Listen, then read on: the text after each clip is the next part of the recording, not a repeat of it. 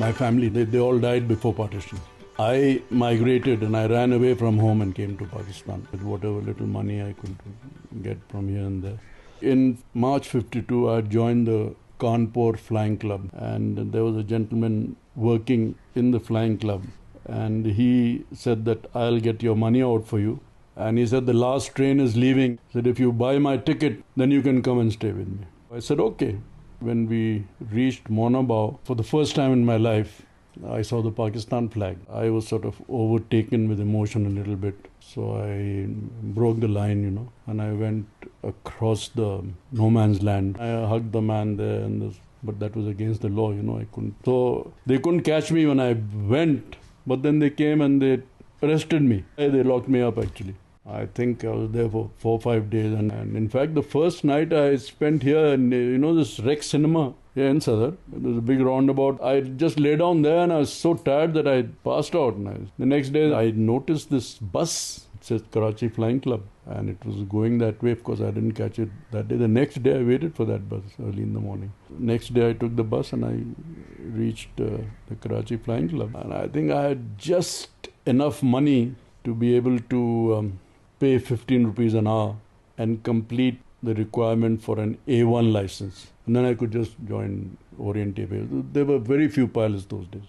And that was when I realized that in the flying club you had these Air Force pilots flying free. And so I started flying with them. I applied and I got selected. So consequently, unwittingly, I had joined the Air Force. Although I thought that I'm going to complete my flying hours and start flying Orient Airways. You see, first there were 3-4 airlines. There was Park Air, there was Orient Airways, there was Crescent Airways, and actually PIA had bought 3 aeroplanes, and it was with the civil aviation.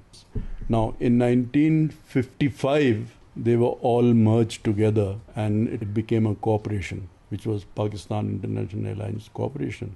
When you buy an aeroplane, then the company that sells you the airplane, like the Boeing company or the Hawker Siddeley company or the McDonnell Douglas company, provides you free training. So most of our pilots, they had the experience. And the main thing is that we got going at a younger age compared to the other airlines because we grew up very fast. And immediately after partition, we had to have a first-class airline to connect the two wings. From PIA, my first flight as a captain was from Dhaka, Chittagong, Calcutta. In 1958, when martial law came, Air Commodore Noor Khan joined PIA. Now there was a competition those days that which airline is going to fly jets first, the Boeing 707. And India was naturally, they had placed their order before, they had the money and everything. And he did the smartest thing, he leased one 707 from Pan Am, which was their first 707 to fly. And so PIA became the first airline to fly jets. We flew the Boeing, even before British Airways, even, of course, much before Air India and everybody. And then the fleet grew. The smartest thing that Noor Khan did was that he employed Umar Qureshi as our public relations manager. He was an outstanding public relations man. In fact, he was the one who brought this slogan, great people to fly with. And then those days, since the spirit was there, PIA won so many awards. The best service between Tokyo and Karachi, 3-4 years, they won the best service award. PIA was the first airline in the world to introduce in-flight movies on the Karachi-Moscow run. PIA had so many firsts, and people were proud of being in PIA those days. And the main thing I feel was the uniform that the girls wore. When I joined the airline, they made a hybrid between the East and the West of a uniform. So the girls used to wear shalwar kameez, but then there was this very dandy cap with a little flag sticking out here. And then the shirt was green, shalwar was white. And it was designed, I think, by Pierre Cordon. I remember there was one James Bond movie. They specially asked that when they take their shot at the London airport, they wanted the PIA girls to pass through. In the 65 war, the first thing that the Americans did was to cripple the F-86, the Air Force fighter pilot, by not providing certain parts. But then Turkey and Saudi Arabia and Iran, they helped us out. We used to take off. You couldn't follow any airway. So we took off from Karachi, heading south towards Colombo. But made sure that you were about between 100 and 200 miles away from the Indian coast. You were not only outside the range of their guns, but also because you were so high, their aeroplanes, the Hunters and the MiGs, that they could not attack you. I was once chased by 2 Hunter aircraft, and I managed to evade them by going into a storm over Calcutta. If you were very heavy, if you had too much ammunition and so forth, then you had to land at Colombo because there wasn't enough fuel. In 65, PIA was the transport command. Air Force didn't have any transport. So we were flying Boeing 707s for the Air Force. Then in the 71 war, again the Air Force doesn't have transport. They had these CV-130s and all. Yeah, it's like a sitting duck. It's a propeller aeroplane. So it was PIA who was flying for them. We carried the entire army from here to Dhaka.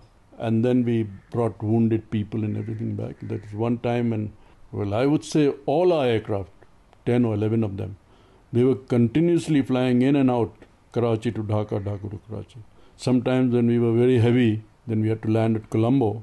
So we carried the entire 3 or 4 divisions of army and all the ammunition, everything from here to Dhaka in a very short time. In 1971, when Pakistan broke up, then PIA was in dire straits, as they say. We lost all our traffic to East Pakistan. That was PIA's main earning. And PIA began to fall apart. And it was then that a gentleman by the name of Saigal, he became the chairman of PIA. He was a businessman, he understood money, and he bailed the airline out. So it was during his time that we gave a few of our aircraft to Malta, and we started running the Air Malta. And then he started the Emirates airline. 2 of our Airbuses were given, 2 of our pilots was sent there, and they started the airline. Then he took up all these charters. We were posted in Jeddah for 2-3 months. We were doing these charters for various countries. Then when Ziaul Haq came, he started interfering. The day Mr. Ziaul Haq banned the bar in PIA. A bar doesn't mean that all the Muslims should start drinking over there. It's nothing like that. You see, when an international first-class passenger flies with you, he wants to have a drink. But if he wants to have it, you have to provide him. And if you don't, then he won't travel PIA. It destroyed the international image of PIA. An airline is secular. Anybody can go. But when you enter PIA aircraft, the very first announcement is a dua in Arabic. What I mean is that when a European first-class passenger enters a PIA aircraft, he is immediately aware that this is an Islamic airline. I remember I was in charge of selecting pilots. The first 2 girls applied, they had licenses. And there was a lot of hue and cries that how can you select girls? I said, well, they've got licenses. They're fit to fly. They said, wo jo dupatta pehenenge ki nahi pehenenge? And I said, listen, then flying, there's no dupatta wapatta and all, you have to fly. And in that, they'll wear whatever everybody else wears. If they have a dupatta flying on, the pressurization, if it goes off and the dupatta will fly off and strangle somebody. I was, from August 1956 to March 1982. I was in PIA. Early days of PIAs were better than the later days of PIAs today. It was beautiful. There was absolutely no sectarianism, provincialism, nothing. There were people from every province, every language. We accepted small salaries and we accepted extra duty hours. And it was a national airline. It was a mini Pakistan.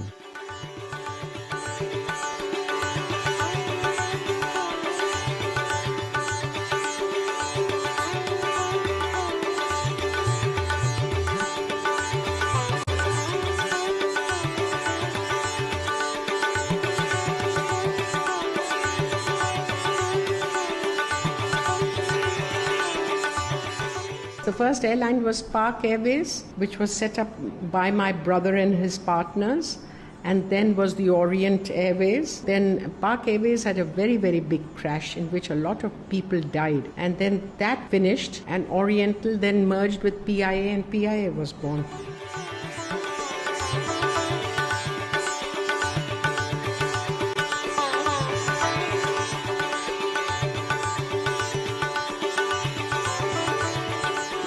Pakistan international हमें जब पता चला वो जो Shah of Iran की बीवी Farah Diba इसकी माँ she came to Pakistan and that was 20 years of अपवा it was a fashion show और जिसमें हमने ये एरोस्टिस इन लोगों के जो यूनिफॉर्म थे वो उनको हमने मॉडल्स के तौर पे ये किया था। उस जमाने में तो वी वर लाइक कि बस नेशनल एयरवेज है, हम नेशनल एयरवेज में ही जाएंगे। फ्लाइट बहुत अच्छी थी, it was on time, we were very happy with the airlines.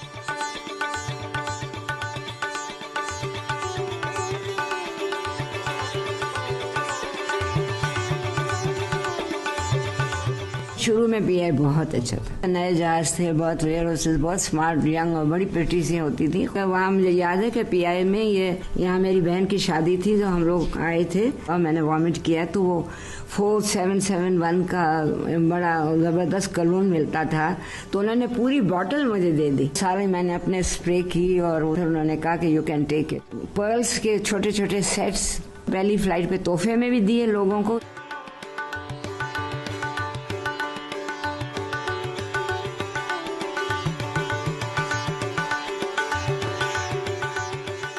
मैं मार्केटिंग में था पीआईए में। दुनिया की 5 एयरलाइंस के अंदर पीआईए का नाम हुआ करता था। लैंडिंग एंड टेक ऑफ की 95% टारगेट हमने अचीव किया था और हर साल 2-2 बोनस मिला करते थे और तनख्वाह मेरी जो 180 रुपये थी।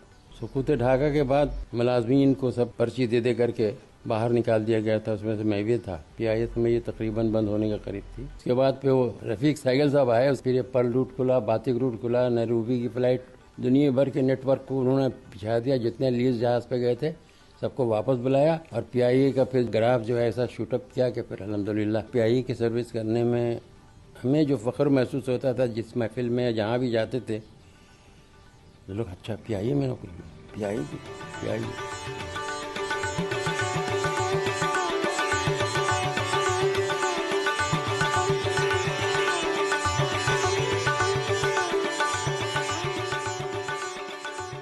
जब शुरू हुआ था तो क्या एयरलाइन थी। आपको पता है कि पीआईए के पास वर्ल्ड रिकॉर्ड था, fastest flight from Karachi to New York, the smoothest and the best. जैसे ही हम बैठे जहाज में, हमें फौरन स्वीट्स मिले। बताया गया कि देखिए जरूर मुंह में डाल लें, क्योंकि जहाज जब ऊपर चलेगा ना तो कान बंद हो जाएंगे, तो फिर वो थोड़ी देर में खुल भी जाएंगे। और वाकई वही हुआ, वो ऑफर हुआ। फिर उसके बाद वो ड्राइंग के कलर पेंसिल्स और ड्राइंग बुक्स ला करके हमें दी, तो हमने कहा कि ये वापस देंगे। उन्होंने कहा नहीं नहीं, ये आपकी है, आप रखे। ओह क्या डिलाइट्स। हर बच्चे को कुछ ना कुछ गिफ्ट मिल रही है और इतना बताया जा रहा है, अब हम यहाँ से जा रहे हैं, अब ये हो रहा है, हम इतने हाइट पर है, और एक अटेंशन देना। और आपको पता है पीआईए के पायलट्स तो हमेशा सेवन, आज तक भी वही हाल है कि प्लेन लैंड कर जाता है, आपको पता नहीं होता प्लेन लैंड करके। पीआईए तो हमारी आंखों का तारा था।